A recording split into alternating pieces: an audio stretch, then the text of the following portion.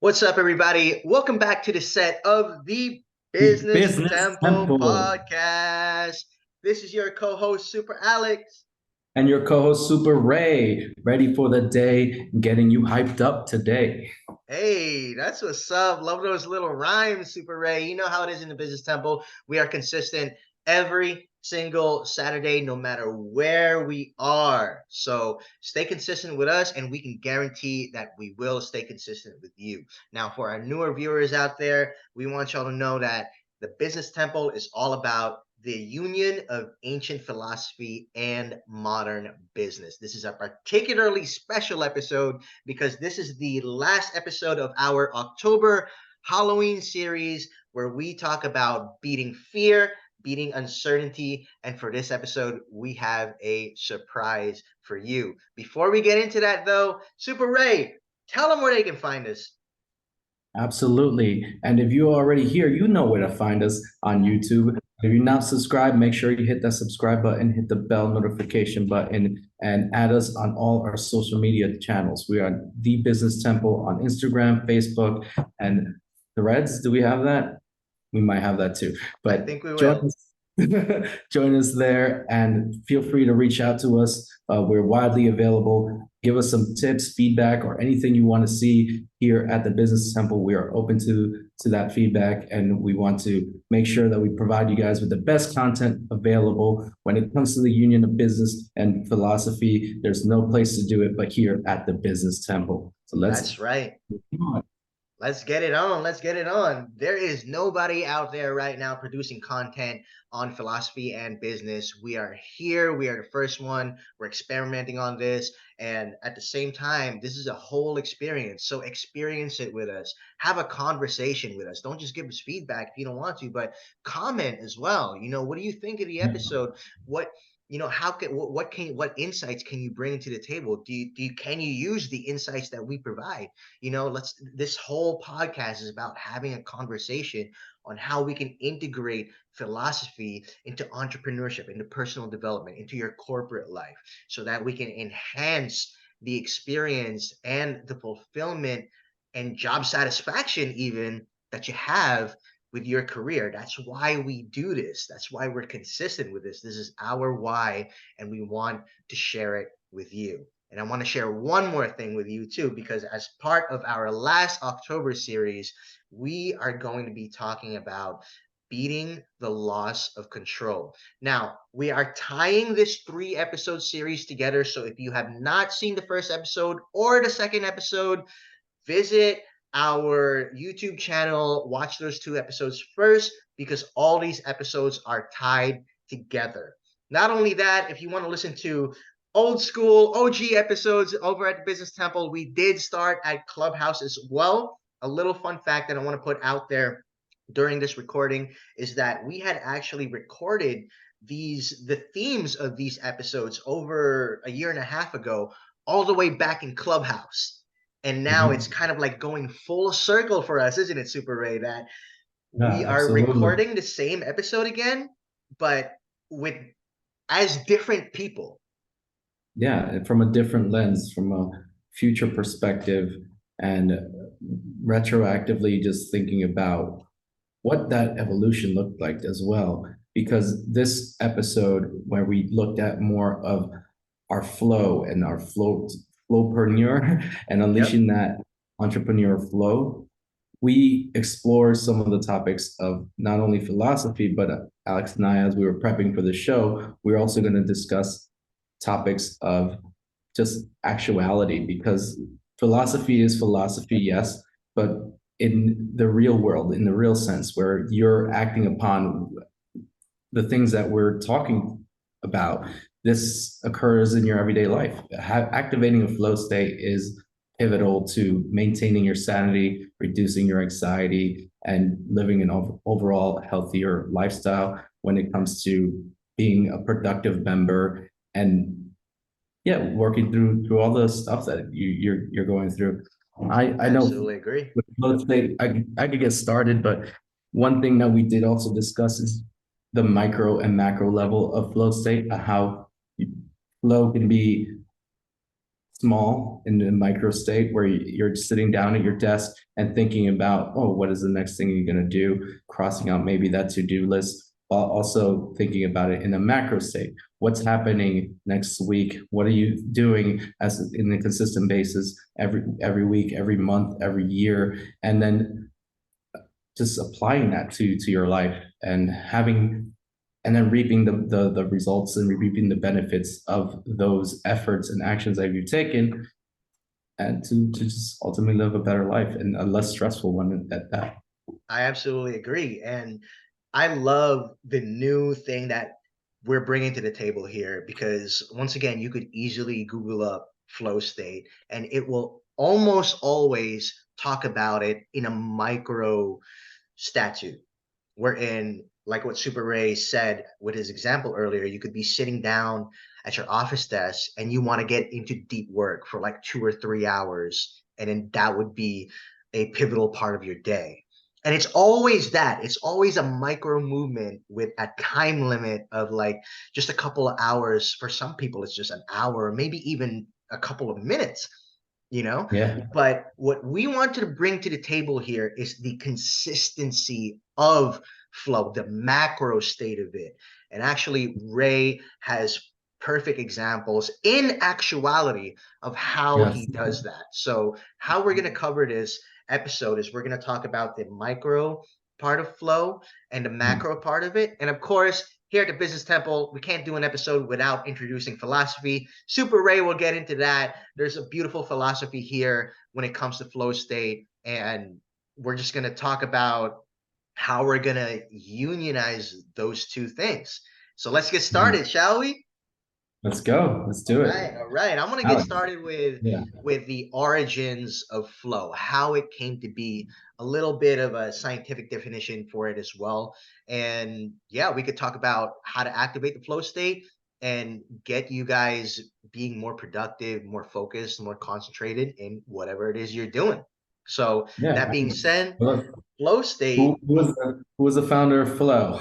yeah, the origin of flow state was actually Ray and I, before we hopped on the episode, we actually had to Google how to pronounce this person's name, albeit we owe a lot to this person. So I want to pronounce it correctly.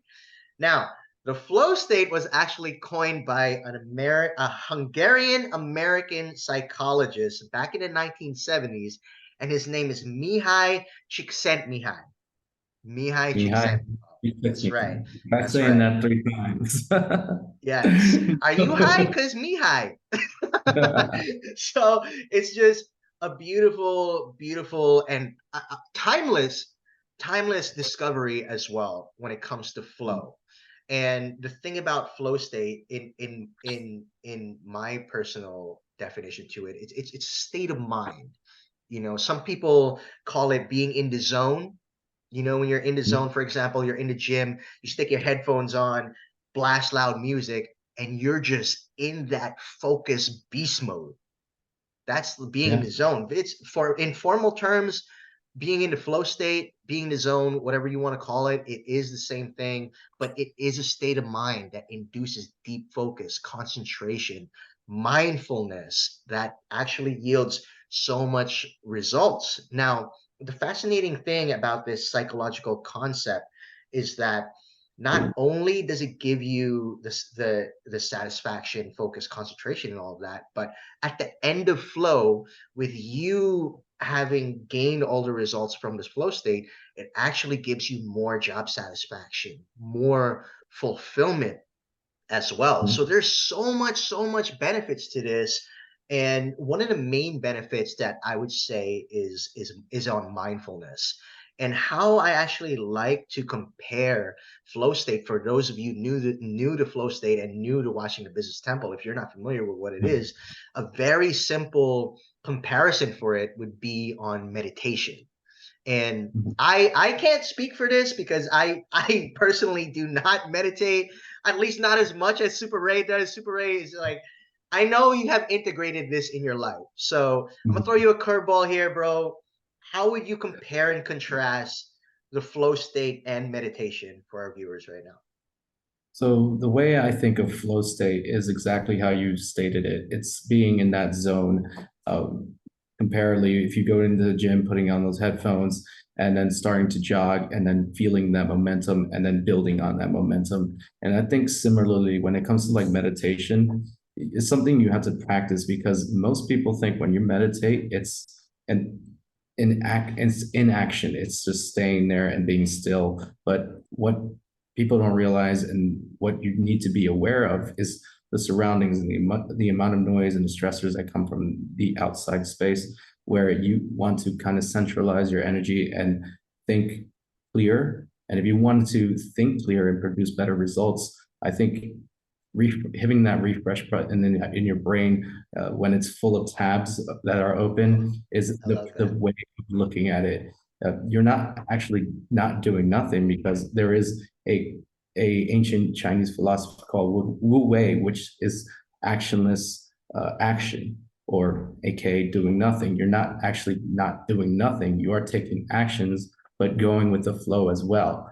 And in that philosophy, which originates from Taoism and modern day Taoism uh, in 600 BC, it teaches us to think of the world and the things around us in a way where sometimes things can't just be all in your control at all times. You had to let things marinate. You had to give things time. And a great example is the farmer that plants a seed. You can't just water a plant that day and expect a tree to grow. You had to give it some time. You had to water the plant consistently or giving it a schedule, and eventually it'll become a tree. Trying to make that seed grow into a tree at the same day, you're never going to get the results you want. You have to let things take its natural course and let things flow. I I think love that's that. the concept of when I think of the flow state and having that deep meditation focus and that love, which we'll talk a bit later, of the thing that you do. So that's my And concept. you gave a perfect example of what macro flow is too. Yeah. When you water a plant, it's not going to grow overnight. You have to let things take its course. And I think of the beautiful thing about the flow state, not only does it give you a sense of control over your mood, your attitude, and the way you work, your productivity, your focus, and concentration, and the results that you yield, but also it gives a sense of letting go of what you cannot control. Therefore, you having less stress, you having less things to worry about, less anxiety, and just letting things once again take its course. And I don't think people realize flow on a macro level, to which how you just explained it. It's Mhm. always just about watering the plant, but never about nurturing the plant so that it can grow. Does that make sense? Like, I think that's Yeah, the macro part of it. it's a thought of like the way I also think is like people want the results.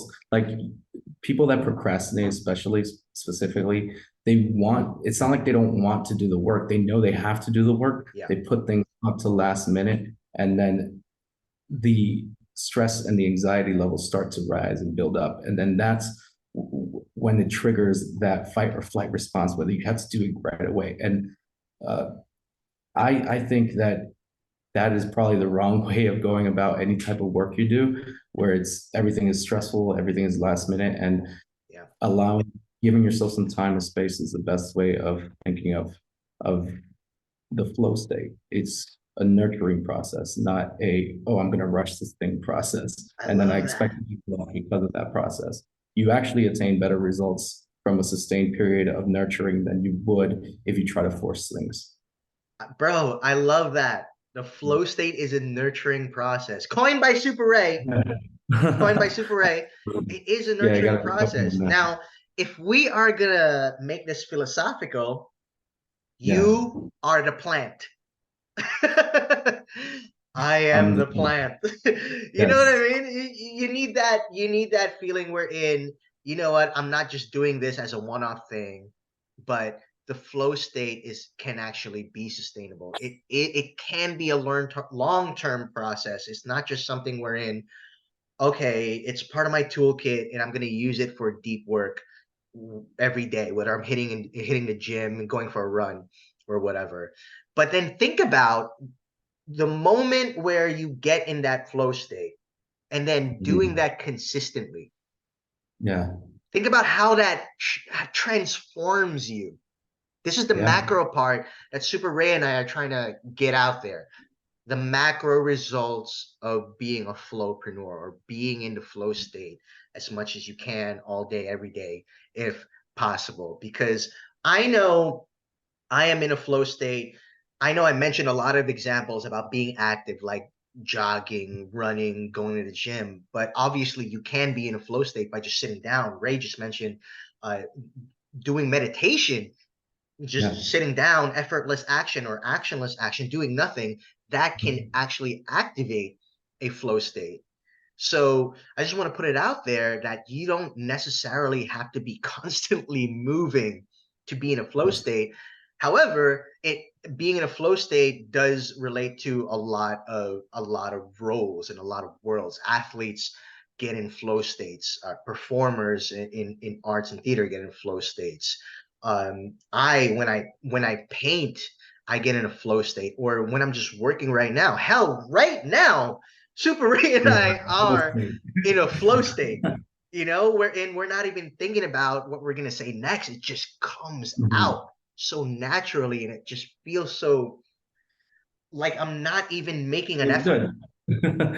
It does. It feels good because I You know, promise you, people that typically know how to activate that flow state are the ones that tend to do better than the rest of society because it just becomes, like you said, it's just a natural state. And another concept that it speaks of is also that relinquishing of ego. It's not thinking, mm, okay, I'm just going to worry about that result, is more focusing on the journey than the actual result. It's a relinquishment of like, eventually I'll get there. It's not, okay, I'm going to have that immediately. And I think I that's love that. also a, an interesting concept of flow state because if you can sustainably be in that moment and then know that eventually you'll get there and just focus on the journey, it's so much easier than to stress about the end result. And I know, let's, if we can tie it back into let's say going into work and how to activate it, because I think that's where people might want to know and understand a bit more. Do you have any tricks or tips on how to activate the flow? Absolutely. Absolutely. The tips and tricks that I'm going to share with everybody now is not the usual stuff that you can Google because there's so much research, so much wisdom, insight, and information on the flow state on YouTube, everywhere. There's so much education about it.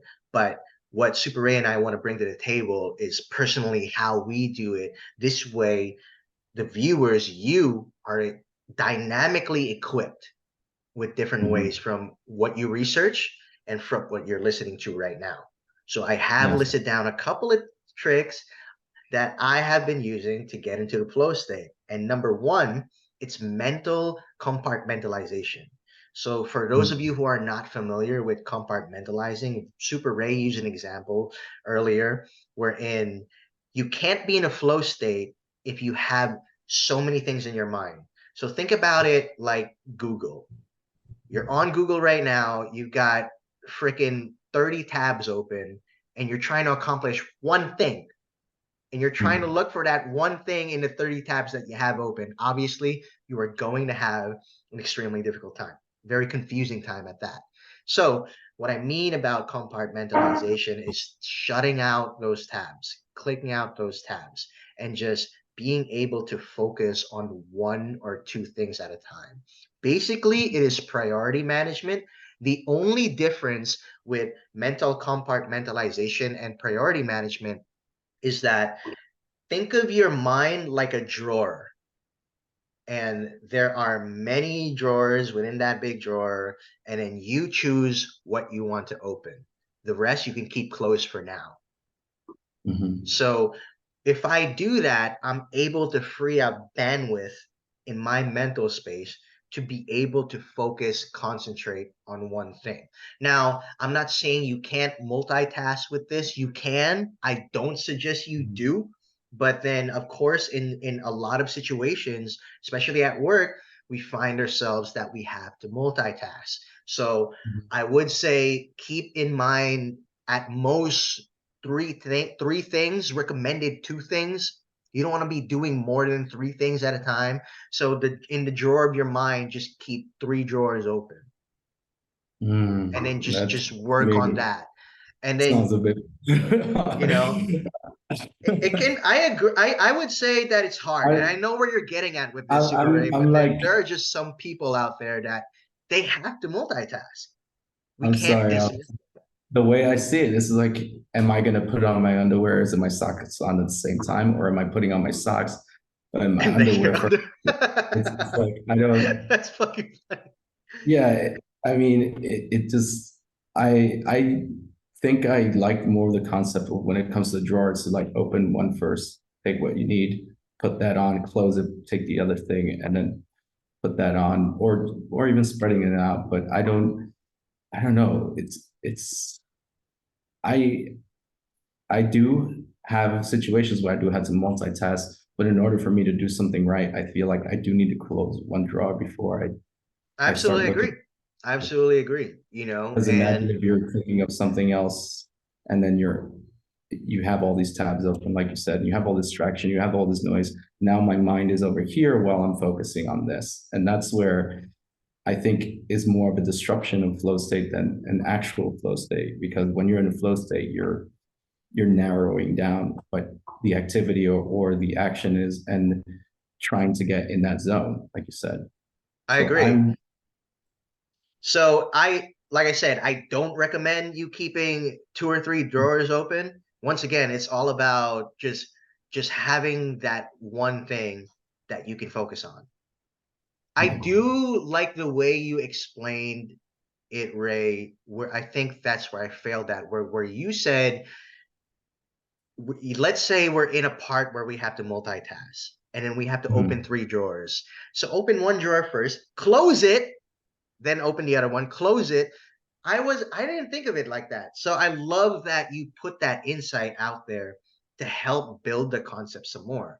But that's Mhm. what mental compartmentalization is. That's one of my tricks to get into flow state. Just reducing the tabs in your head. You know Mhm. what I mean? And just click the refresh button, reduce the tabs in your head, and get back in there, because then you'll have a lot more mental bandwidth for everything. And one more thing that I want to talk about before I hand it to you, Super Ray, is that of course, and this may be obvious to a lot of people, it's minimizing environmental distractions. But the trick is doing this before you get into the flow state, That's true. before you get to work, before you start your day. A lot of people try to do this in the middle of everything. Like they start Mhm. their work and then realize like, oh damn, my desk is messy. Oh damn, I need this, I need that. Where's my coffee? Where's my this and that? You know what I mean? All of a sudden, everything is chaotic. But a There's also lot of what flow beyond state that. has to do, yes, and a lot of Feng what flow shui. state has to do is a lot of what flow state has to do is preparation. You actually need to prepare yourself to be in that flow state of mind. It's not just something that will fall in your lap, most of the time. You can actually sustain this, or, summon it at will by just simply cleaning up your environment. You know what I mean? So Absolutely. just minimizing the environmental distractions and then maximizing every move with time management. Of course, once you have a clear goal of when you want to finish this, at what time you want to finish this, your mind and body will move in such a way where you will get things done at that time. And if you have little to no distractions in your environment, in your mind, you will be able to get that done. You will be able to achieve the flow state, activate the flow state, and get to where you need to be. So those are my things. Once again, it is Mhm. mental compartmentalization, minimizing environmental distraction, and managing or maximizing your time with time management. Those three M's, baby. What do you got Oh, for us, Super Ray? I like it, and it's specifically too just to draw on that. I think one of the biggest takeaways was that preparing your environment, and Yeah. in also the Chinese philosophy of feng shui, is to minimize those distractions, allowing your environment to flow in, I similarly to love that. how you Loving want your environment. uh, your mind to flow and your body to flow. So it's one quick tips for people that want to practice this and make their environment more conducive to growth is to increase your greens. Plants are great because plants actually suck in Yeah. negative energy, and that's kind of like they suck in your carbon dioxide and give out oxygen, having a lot of nice colors, and then having, let's say, even your carpets, if you need to change that, having more curves within your environment is also very helpful. And if you're looking for those tips, this isn't a feng shui episode, but it is very very good We should make an to episode about that. look that up and then try to find a great way for your environment to flow. Because if you're walking into things, you're not going to get to where you want to go. There's hurdles now, and now that's something that you need to think about before you get to your destination. You want things to be more effortless. Wu Wei, there's a way to go. Having feng shui is for the environment. One practical thing that I do as well, I just want to just throw this out there, is the Pomodoro technique. The Pomodoro being the tomato, and that tomato, the timer tomato that they have, that's Yep. basically where the concept came from. I teach this to a lot of people because I do like to use this. There are tasks that you're just not going to want to do. That's life. You're going to have things that come up and you don't want to do them and it sucks, but you have to do that because, okay, guess what? It's something like your taxes. Nobody likes doing taxes, but you have to do it. Using the Pomodoro technique kind of forces you into action. It tells you this is the I exact love time that. I'm going to allot to this particular task. And the Pomodoro technique is setting a timer for 25 minutes and starting that particular task, whatever it may be. It may be just if you're doing research, collecting and gathering the research. So that is the time limit allotted. Then after that time limit has lapsed, you have 5 minutes to take a break, take a dopamine hit. I don't know, just kind of take a step back, don't look at it, and come back 5 minutes later and then start the timer over again until you have completed that task or whatever it may be. That way, you're now chunking things down so it doesn't Yeah. become this monolith Yes. of This whole overwhelming yeah, thing. a big overwhelming thing. So this is a big trick that, or not trick, I'm sure many people have heard of it. If you haven't, I encourage you to try it. It's life changing because that way you get the things that you rarely want to do now in broken down into these smaller chunks, and it doesn't look as bad when it's in 25-minute increments. Then if you want to know this task is going to take you 3 hours to do, that's stress inducing. You don't Nobody wants to Yeah. think of a 3 hour task versus, okay, in 25 minutes I'm going to get this done. 20 then take a break, 25 minutes, so on and so forth. I Having love an that. actual very helpful because it's just there. It's a visual reminder of how much time you have left in order to do what you need to do. And the important thing as well, I would say, now that we both mentioned time management, I think the flow state, especially if you're looking to activate it on a consistent basis, it's all about tracking what you do. Time Mhm. yourself in 1 hour or 2 hours. How much work have you gotten done? And then how much you can lessen the gap of time and be able to be in that flow state and yield results in a less amount of time. But once again, this is we're talking about micro. What we want to bring on the table is macro. And we have a Macro. subject matter expert over here. Super Ray No. actually has been doing what he calls Table Topics Tuesdays at his company, Your Voice New York. And he has been doing this consistently on a weekly basis. I think you mentioned before the episode this is your 106th time this week. 106, so it's a 106th little, time this week. Okay. yeah, So tell a us little over 10 how years. tell us about the macro side of flow. Like I know you can get we just talked about the micro side, how you can activate it, but then how does it work consistently, let's say from long-term periods, say week to week, like what you do, or month to month, or like here in TBT, we've been doing it week to week Yeah, as we well. do it. But yeah, like So TBT, we're in our flow state in TBT like as well. like t- enlighten us, please. What's your secret Oh here? wow. Okay. Well, the secret is to be self-obsessed in a way too. I Okay. mentioned this before. It was the love that you might have for something that you enjoy doing, it also becomes effortless. So if you love doing something, you don't really think Love about that. it, and it just becomes something that you naturally do. So for example, we love doing this show. We do this show weekly. So of course we're going to be on no matter what.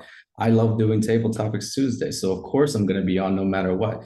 And it's that enjoyment that you get for the work that you do is what's going to make things flow even better. And I think that's a Damn. huge missing part of this puzzle, is that not everything that, okay, if you're doing this consistently, it has to be a forced thing. Like, I mean, what way is exactly that? It's effortless action. Effortless action.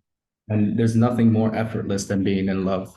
And I think that's my secret. Woo! Damn, bro. Gospel right there. That was beautiful. That was beautiful. And there it is. People, if you want to go macro flow, love what you do, man. Just Yeah, the saying, if you love what you do, you'll never have to work a day in your life.